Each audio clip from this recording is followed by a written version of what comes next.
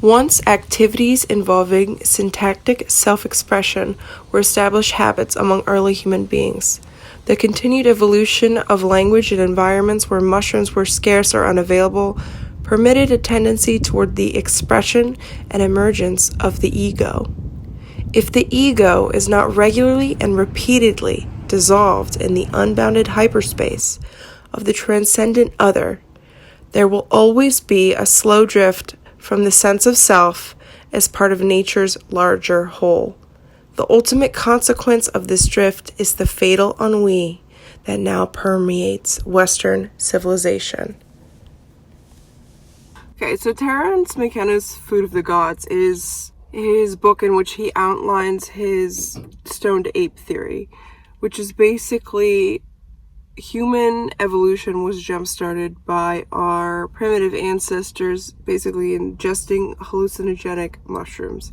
And these hallucinogenic mushrooms allowed us to develop language, right? And I do think that there might be, a kernel of truth in that.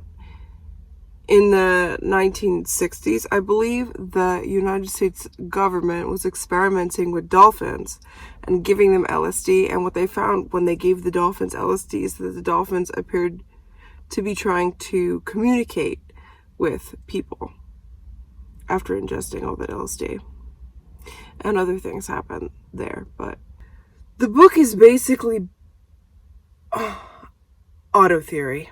Okay, it's a reason that Terence McKenna is fringe and read by your pseudo-intellectual friends that do drugs and quoted ad nauseum and used as a justification for spiritual warfare, essentially, and a reason why they want to experience the elves on that DMT trip.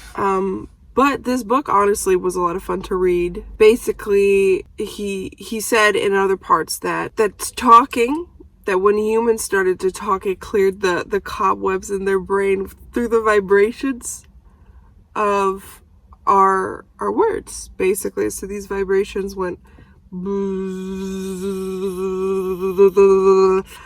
the all of that. Right? There were cobwebs in our brains before, which made us stupid animals. And then we went and we came down from the trees and we said, oh, there's more to this.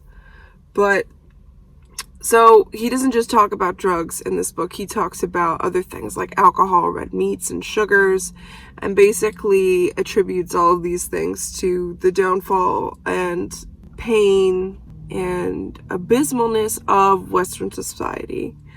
There's also another theory he borrows from called dominator cultures and like collectivist cultures. So basically dominator cultures are what they sound like. People rule by force, and collectivist culture, it's more of this proto-communist archetype, right?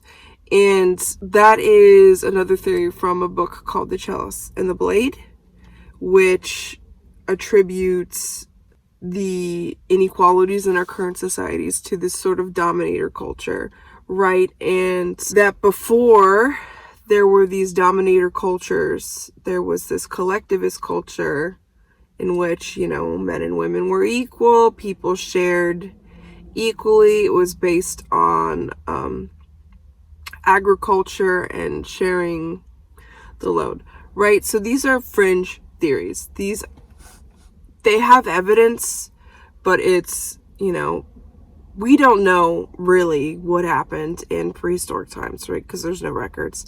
The importance of thinking about historic times, it reflects on how we think about ourselves, right? And how we think about ourselves and, how should society be organized today? Like who should be given what protections, etc., what should be guaranteed in life, if anything at all. Trying to understand our prehistoric past is another way of trying to understand human nature. So basically the Chalice and the Blade asserts that before there were these dominator societies, look back to ancient sites like Catalhyuk and the Hongsha in China, And these are supposedly examples of those collectivist societies in which men and women were equal and things were shared and power wasn't maintained through violence.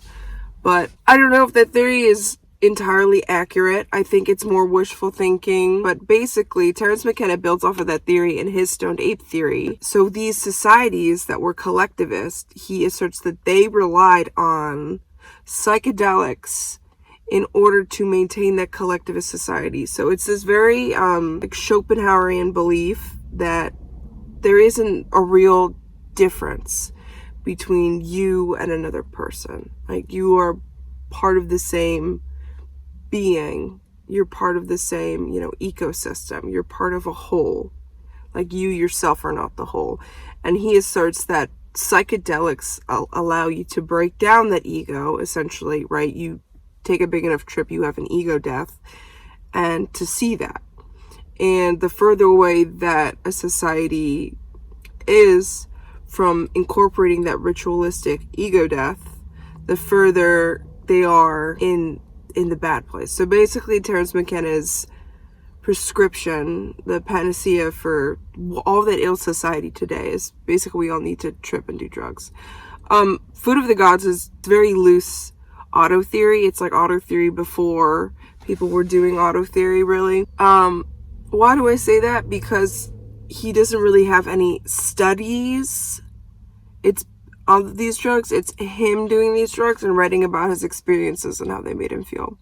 So that's why I would consider it auto theory, really. But overall, I would recommend this book. It's a fun read. He says some crazy stuff in it. I mean, if you need drugs to relate to other people, I mean, go for it. I'm kidding. Yeah, he's the one who likes all the pretty songs, and he likes to sing along, and he likes to shoot his gun, but I don't know what it means.